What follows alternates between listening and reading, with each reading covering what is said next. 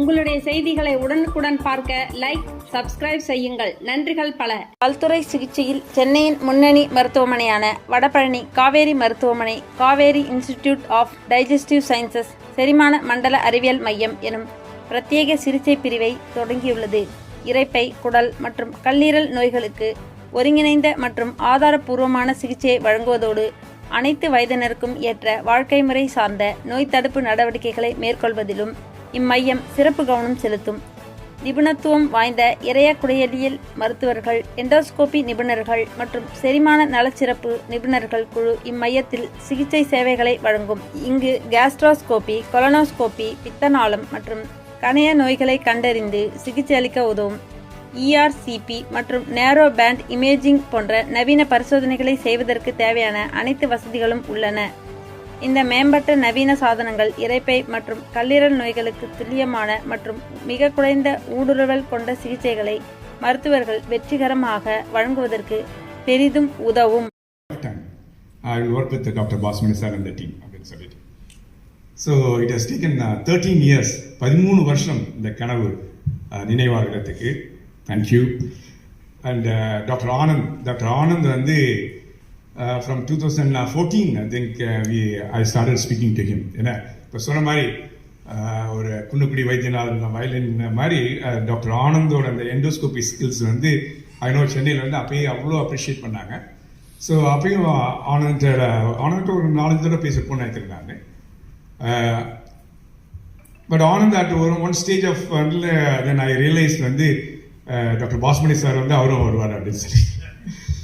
But it's a blessing that today both of you are with us, and of course we have got the Dr. Swati and Dr. Swaminathan and Dr. Satish Anand already in Vadavalli, and all of it, Dr. Arvind, Dr. Vadivel Kumaran, Dr. Tennarasu and Radio Roller, Dr. Piyush, Dr. Harris, everyone is there. So God has been kind and I'm grateful to everything. But sir சொன்ன மாதிரி ஒரு patient வந்து இப்போ நான் an orthopaedic surgeon. Why I tend choose medical science, அதாவது ஒரு கார்டியாலஜியோ இல்லை ஈவன் கேஸ்ட்ரோவோ எடுக்கலைன்னா orthopaedics is relatively straightforward simple. But அதுலேயே நான் இன்னைக்கு வந்து ஒரு வார்ட் ரவுண்ட்ஸ் பண்ணேன்னா நீ ரீப்ளேஸ்மெண்ட்டுக்கு நான் எக்ஸ்பிளைன் பண்ணுறப்ப நான் சொல்வேன், நான் வந்து ஒரு நீ ரீப்ளேஸ்மெண்ட் வந்து டாக்டர் சொல்லுவாங்க, டாக்டர் நான் உங்களை நம்பி தான் வந்திருக்கேன், நீங்கள் தான் பார்த்து கொடுக்கணும் அப்படின்னு சொல்லிட்டு நான் சொல்லுவேன் வந்து நான் ஒரு பார்ட் ஆஃப் 35 மெம்பர் டீம் அப்படின்னு சொல்கிறது. I don't know, அந்த 35 மெம்பர் டீம் நான் நினச்சேன், நீங்களும் உங்களுக்கும் அந்த 35 மெம்பர் டீம் சொன்னீங்க. ஸோ அந்த ஒரு நீ ரீப்ளேஸ்மெண்ட்டுக்கு வந்து வரப்பயே அந்த 35 மெம்பர் டீம் தேவைப்படுது. Outcome surgery is a technique, pre operative anaesthesia, post operative pain, ICU care, occupational therapist, physiotherapist, nursing, everything. Then discharge அப்போ பில்டிங்லேருந்து எல்லாமே ஒரு 35 பேர் சேர்ந்த குழு வந்து எல்லாம் ஒன்றா ஒரு சிம்பனி மாதிரி இயக்கினா தான் அவங்களோட அவுட்கம் நல்லா இருக்கும். ஸோ பாஸ்மணி சார் அந்த idealistic, it's not idealistic, it's practical which we are practising in Kauvery. அது ஃபேமிலி ஹாஸ்பிட்டலுங்கிறப்போ ஒரு பேஷண்ட் வந்தப்போ சரி இவர் வந்து கேஸ்ட்ரோ பேஷண்ட், இவர் ஆர்த்தோ பேஷண்ட், இவர் லிவர் பேஷண்ட் அப்படிங்கிற மாதிரி இல்லாமல் what is this difficulty, why he has come. சரி, he has not come organ ஸ்பெசிஃபிக்காக எனக்கு இது இதுன்னு சொல்லிட்டு அவருக்கு ஒரு ஃபங்க்ஷனல் ப்ராப்ளம் இருக்குது, எனக்கு வந்து டைஜஷன் பிரச்சனை இருக்குது, இல்லை எனக்கு வந்து ஜாண்டிஸ் இருக்குது, இந்த மாதிரி it reflects on the function. அதுதான் that's what we should focus on. அது one of the things I learned in UK when I went there. Even MS ortho முடிச்சுட்டு போகிறப்ப கூட வந்து we straightly start focusing on the disease, எங்கேருந்து வருது அப்படின்னு, I mean organ. அப்படி இல்லாமல் பேஷண்ட் ஹஸ் கம் வித் பெயின்னா மற்ற பெயின் அட்ரஸ் பண்ணுங்க. உடனே you start doing all the other things. இல்லாமல் you have to address the pain. If the patient is coming with the breathlessness, you have to put the oxygen mask. So இந்த மாதிரி what the patient has come for, அதை வந்து address பண்ணுவோம். அந்த function, what is the result on the function அப்படின்னு சொல்றது, அதை treat பண்ணு சொல்லிட்டு. அதுமாதிரி Kauvery institute of digestive diseases அந்த லிவர், ஹெப்படோபைலியரிங்கிறது, it is you can start picking up each and individual organs. But does the patient want that actually அப்படின்னா, அப்படி எனக்கு தெரியாது டாக்டர், நான் வந்திருக்கேன் எனக்கு சரி பண்ணுங்க, அவ்வளோதான். இந்த மாதிரி ஒரு ஹோல்சம் எக்ஸ்பீரியன்ஸ் அந்த treatment is fundamental. And I mean whenever I speak to a lot of young doctors who become specialists and all, they are very specific. No, doctor, I won't do this, I will do only this, I will do only this. No, the patients don't come like that, right? They come with multiple problems, right? Even at my outpatients, I see a lot of patients are coming with a shoulder pain. It may be the cardiac pain. So, ஒரு குழுமமாக function பண்ணுறப்ப தான் அது வந்து பேஷண்ட்ஸோட benefit. அதனால தான் many times பார்த்தீங்கன்னா some superstar specialist இருப்பாங்க, அவங்கள விட ஒரு ஒரு டீமே ஒரு சூப்பர் ஸ்டார், ரைட்? ஒரு everybody has got an individual talent and as a team perform பண்ணுறப்போ அதோட ரிசல்ட்ஸ் டு த பேஷண்ட்ஸ் வந்து ஒரு ஃபேமிலி ஃப்ரெண்ட்லியாக அண்ட் பாக்கெட் ஃப்ரெண்ட்லியாக ஒரு டாக்டர் பாஸ்மணி சார் சொன்ன மாதிரி it's very very very important. Kaveri hospital we are still operating, though it's a healthcare industry அப்படின்னு சொன்னா கூட we are still operating in a segment where we want to provide the best of the facilities. I mean, we all, most of our doctors trained abroad, including Dr. Basmani sir, நாங்கள் எல்லாம் அப்படி சொல்லிட்டு how at a fraction of the cost. In fact, நேற்று என்னோட out பேஷண்ட்ஸில் பார்த்தேன் நான் வந்து ஒரு பேஷண்ட் வந்து ஒரு 60-year-old lady, she went to Singapore. She had a fracture of the hip. அங்கே சிங்கப்பூர் ஹாஸ்பிட்டலில் வந்து ஹிப் ரீப்ளேஸ்மெண்ட் பண்ணியிருக்காங்க. இந்தியாவில் சீப்பாக பண்ணுறவங்கிறதுக்காக அஃபோர்டபுள் காஸ்ட்டில் பண்ணுறவங்கிறதுக்காக doesn't mean that we compromise on the quality. Time and again I have seen patients coming from US or somewhere, அவங்களோட ரிசல்ட்ஸ் பார்க்குறப்ப இந்தியாவில் we are doing much much better. There is no doubt about that, right? There is no only technical expertise ஆகட்டும், patient outcome ஆகட்டும், and வந்து 1/10 or sometimes even 1/20 of the காஸ்ட்டில் நம்ம பண்ணுறோம்.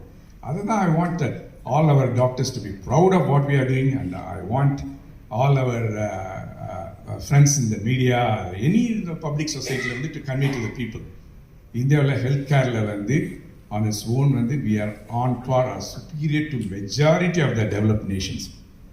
So in this context, really one of the gratifying moment for me where the Kaveri Institute of Digestive Diseases under the leadership of Dr.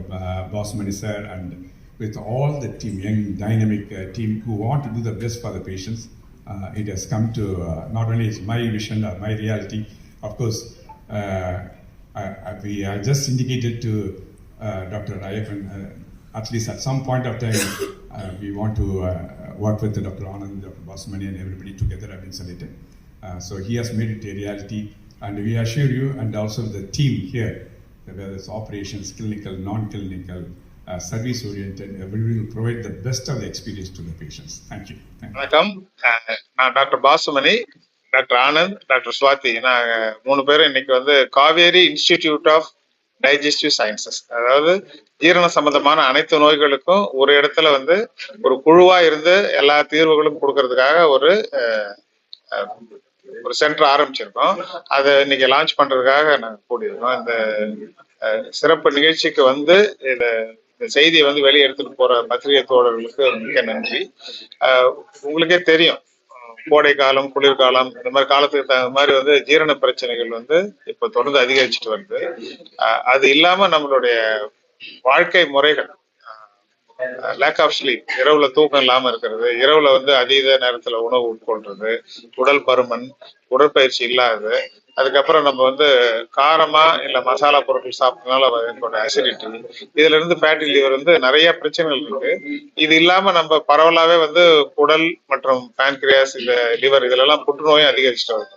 இப்படி வந்து சாதாரண acidity, அஜீரணத்துல இருந்து நம்ம வந்து நம்மளை பயமுறுத்தக்கூடிய கல்லீரல் மற்றும் கேன்சர் நோய்கள் வரைக்கும் எல்லாத்துக்கும் வந்து ஒரு இடத்துல வந்து முறையான கண்டறிதல், முறையான சிகிச்சை, நல்ல தீர்வோட போறதுக்காக தான் அந்த உயர்ந்த நோக்கத்தோட எல்லாரும் சேர்ந்து செயல்படுற ஒரு சிறப்பான மையமா இதை வந்து நாங்கள் அமைச்சிருக்கோம். இதுக்கு பத்திரிகை நண்பர்கள் செய்தியை கொண்டு போயிட்டு பொதுமக்களுக்கு சேர்த்து உங்களுடைய அன்பான ஒத்துழைப்பு வேணும்னு கேட்டு.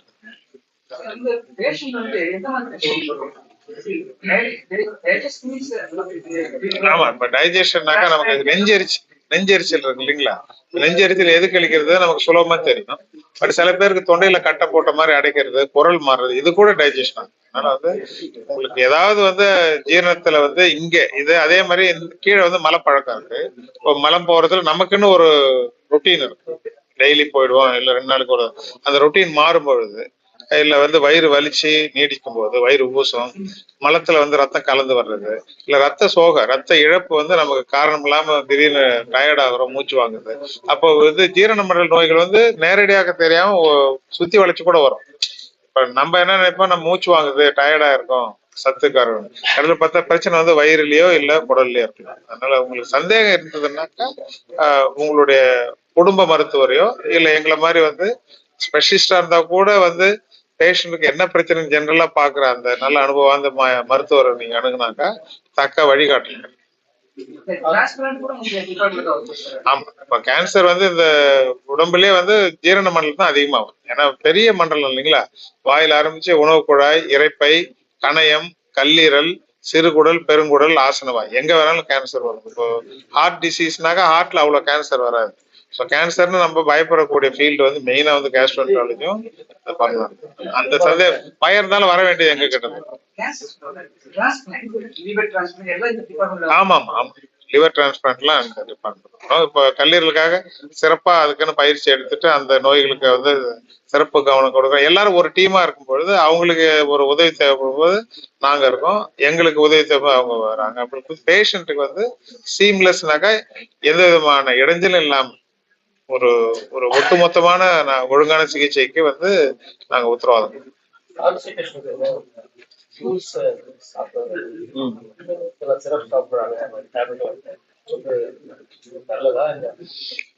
கான்ஸ்டிபேஷன் வந்து 120 பேருக்கு இருக்கு. அந்த மலப்பழக்கன்றது நமக்கு மாறும் பொழுது, மோஷன் ரொம்ப கடினமா வரும்போதோ இல்ல அதை வெளியேற்றுறதுக்கு நம்ம அதிகம் சிரமம் எடுத்துக்கிட்டு, அப்படி சிரமம் எடுத்தாலும் முழுமையா வந்து வெளியேறல, போர் சாட்டிஸ்பாக்சன், திருப்தி இல்லாத, இப்படி பல காரணங்களுக்காக பேஷண்ட் வந்து கான்ஸ்டிபேட் வேர்டு யூஸ் பண்ணுவாங்க. எந்த கான்டெக்ட், இப்ப வந்து 20-30 வயசு நபருக்கு வந்து அவங்க டயட்டிங்ல போறாங்க, காய்கறி எல்லாம் குறைச்சிட்டாங்க, தூக்கம் இல்லைன்னாக்கா அது வந்து சிம்பிள் கான்ஸ்டிபேஷன். இப்ப 60-70 வயசு நபருக்கு வந்து அந்த மலச்சிக்கலோட வந்து ஆசன வாயில வலி, வெடிப்பு, இல்ல ரத்தம் வருது, இல்ல உடம்பு எடை குறையுது, வயிற்று வலி அதிகமாகுது, ரத்தம் சேதமாகுதுன்னு வந்து இதெல்லாம் வந்து நம்ம அபாய எச்சரிக்கைன்னு சொல்லுவோம், சிவப்பு கொடியும், ரெட் பிளாக். அந்த மாதிரி ஒரு நபருக்கு வந்து ஒரு மலச்சிக்கல் கூட வேற என்னென்ன அவங்க உடம்பை சுத்தி குடலை சுத்தி வேற உபாதைகள் இருக்கிறதான்றத பொறுத்து அதனுடைய வெயிட்டேஜ் அதிகமா. சிம்பிளா இருந்தாக்க நம்ம வந்து நீர், நார் சத்து, உடற்பயிற்சி, அது அப்புறம் நம்ம மலச்சிக்கலை உருவாக்கக்கூடிய மருந்துகள் இருந்தாக்க அதை தவிர்க்கணும். அப்படி கொண்டு போயிடலாம். பட் வந்து நாள்பட்டு இருக்கு, இப்ப அதிகமா இருக்கு, வேற சில சமீக எடை குறைப்பெல்லாம் வருதுனாக்கா அவங்களுக்கு வந்து அதான் சொல்ற வாய்ப்பச்சை அவங்களுடைய ஏஜ் மற்ற கண்டிஷன்ஸை பொறுத்து நம்ம சிம்பிளான மெடிசன் வேண்டுமா இல்ல வந்து டெஸ்ட் பண்ணி பார்த்துட்டு என்னன்னு கண்டுபிடிச்சு பைத்தியம் பண்ண. அதுதான் வந்து என்னென்ன சொல்றேன்னாக்கா எல்லாருக்கும் எல்லாத்தையும் பண்ண அவசியம் இல்லை. சிம்பிளானவங்களுக்கு சிம்பிளான மருந்து கொடுக்கணும், கொஞ்சம் வந்து ஆபத்தா உள்ளவங்களுக்கு சிம்பிளாவே ட்ரீட்மெண்ட் கொடுத்து தள்ளி போகக்கூடாது. ஒரு சில நேரத்துல அங்க ஒரு 10 சென்டிமீட்டருக்கு மேல ஒரு கட்டி இருந்து அதனுடைய அடைப்பினால மலச்சிக்கல் வரும். 60 வயசு நபருக்கு திடீர்னு அந்த மாதிரி ஆகுது, ரத்தம் கம்மியா இருக்குனாங்க, நம்ம குயிக்கா ஒரு சின்ன டெஸ்ட் பண்ணி அது இருக்கா இல்லையான்னு கண்டுபிடிக்குது. நான் பார்த்திருக்கேன். அவங்களுக்கு எல்லாம் வந்து 3 மாசம் 6 மாசம் வந்து இந்த மலை இலகிற மருந்து கொடுத்துட்டு நம்ம தள்ளி போடுவோம். அது செய்யத்தக்க செய்யாமையும் கெடும், செய்ய வேண்டியதை செய்யாம விடுறதும் தப்பு. அதே மாதிரி தேவையில்லாத சில வடிவேல் சொல்லுவாருங்களா, ஆணி எல்லாம் புடுங்க கூடாதுன்னு சொல்லுவாரு இல்லையா, தேவையில்லாத. அப்ப தேவையில்லாம வர்றவங்களுக்கு எல்லாம் எல்லா டெஸ்டும் பண்ணிட்டு இருக்கிறது எங்கேயோ ஒரு இடத்துல வந்து அதுக்கு பேர் தான் வந்து அனுபவம். இவங்களுக்கு இது வேணும், இது போதும், இவங்களுக்கு இதுக்கு மேல கொஞ்சம் செய்யணும் அப்படின்னு கண்டறிஞ்சு செய்யறதுதான் வந்து. பரோட்டா சாப்பிடுறது வந்து இந்த குடல் பிரச்சனை இந்த சொல்றாங்களே. நான் அந்த காய்கறி பத்தி சொல்லும் போது ஒரு உதாரணம் சொன்னேன், மைதான்னு. இப்ப ஒரு ஒரு தானியத்துல வந்து தோல் மட்டும் தான் எடுத்துட்டு சாப்பிடுறதுக்காக அந்த தானியம் வந்து இயற்கை படைச்சிருக்கு. முத புல்லுல இருந்து தான் வந்து புல்லரிசி வந்து உருவாயிருக்கும், அப்புறம் அரிசி கோதுமை எல்லாம் உருவாச்சு. நம்ம வந்து அதை வந்து எடுத்து அந்த தோலை எடுக்கிறது கஷ்டப்பட்டோம். 20,000 வருஷத்துக்கு முன்ன அதை நம்ம உணவாகிறது கஷ்டப்பட்டோம். நெல்லும் கோதுமை என்ன செய்யுது, இவன் ரொம்ப கஷ்டப்படுறான், நம்ம தோலை கொஞ்சம் சுலபமா உரிச்சு கொடுத்தோம்னா இவன் நம்மள வளர்ப்பான், நம்ம சந்ததியை வளர்ப்பான் அப்படின்ட்டு அவங்க நமக்கு விட்டு கொடுத்தாங்க. தானியங்களை நமக்கு விட்டு கொடுத்தாங்க. விட்டு கொடுத்ததை நம்ம என்ன பண்ணோம், வெறும் அவிச்சோ பச்சையாவோ அந்த தோலை மட்டும் எடுத்துட்டு உமி எடுத்துட்டு நம்ம பழுப்பு அரிசியும் பழுப்பு கோதுமையும் நல்லா சாப்பிட்டுட்டோம். இப்ப என்ன ஆச்சு, நம்ம வந்து அதனுடைய அந்த கிரெயின் எங்க புரோட்டீன் இருக்கோ எங்க ஃபைபர் இருக்கோ அதை எடுத்துடுறோம். ஏன்னா அது இருந்தா கெட்டு போயிடும். பழைய காலத்து அரிசியெல்லாம் நீங்க வச்சீங்கன்னாக்கா 3 மாசம் 6 மாசத்துல வந்து அது வந்து கொஞ்சம் பூச்சி வந்துடும். இப்பத்தி அரிசி நீங்க வந்து வருஷ கணக்கா வச்சிருந்தா கூட ஒண்ணாகாது. அப்ப மேல் தோலையும் எடுத்துட்டு அதுல இருக்கிற அந்த கிரெயினையும் எடுத்துட்டு நல்லா பாலிஷ் பண்ணி, பழுப்பா இருந்தா சாப்பிட மாட்டேன், ரொம்ப வெள்ளையா தும்பப்பூ மாதிரி இருந்தாதான் சாப்பிடணும், ரொம்ப வெள்ளை அரிசி வந்துருச்சு. அந்த அரிசியே கெடுதல்னும் போது அதை இன்னும் ரீஃபைன் ஆகி அல்ட்ரா ரீஃபைன் ஆகி மாவாய்க்காது என்னன்னு அடையாளம் தெரியாதுல செய்யப்படுற பொருட்கள்ல தான் வந்து பரோட்டா நூடுல்ஸ் எல்லாம் வரும். அதெல்லாம் வந்து அந்நிய உணவுகள்லாம் ஃபாரின் சொல்ல நம்ம உடம்புக்கு அந்நியப்பட்ட உணவுகள். எப்போ ஆசைக்கு பசங்களுக்கு கொண்டு போய் எப்ப வாங்கி கொடுக்கலாம், இதே வந்து பொழப்பா தெரியக்கூடாது. நம்ம பாரம்பரிய உணவு தான் எனக்கு நல்ல உணவு. நம்ம காய்கறிகள், நீங்க நான்வெஜ் சாப்பிட்டா கூட காய்கறி நிறைய சேர்த்துங்க. இப்ப பிரியாணி சாப்பிட்றவங்க அதுக்கு ஈக்குவலா ஆனியன் பச்சடி சாப்பிட்டீங்கன்னு வச்சுங்க, ஆனியன்ல நம்ம கிருமிக்கான உணவு இருக்கு, தயிர்ல வந்து நல்ல ப்ரோபயோட்டிக் இருக்கு. அது ரெண்டும் ஈக்குவலா சாப்பிடும்போது உங்களுக்கு அடுத்த நாள் குடல் பழக்கம் மாறாது. இல்ல வெறும் நான் நான்வெஜ் தான் சாப்பிடுவேன், என்னை மட்டும் பாத்துக்குவேன், எனக்குள்ள இருக்கிற பாக்டீரியாவெல்லாம் நான் வந்து கண்டுக்க மாட்டேன்னா அடுத்த நாள் உங்களுக்கு மலச்சிக்கலோ எரிச்சலோ ஏதாவது வந்து கை மேல பலன் சொல்றாங்களா கிடைக்கும், பின் விளைவுகள் தெரியும் உங்களுக்கு.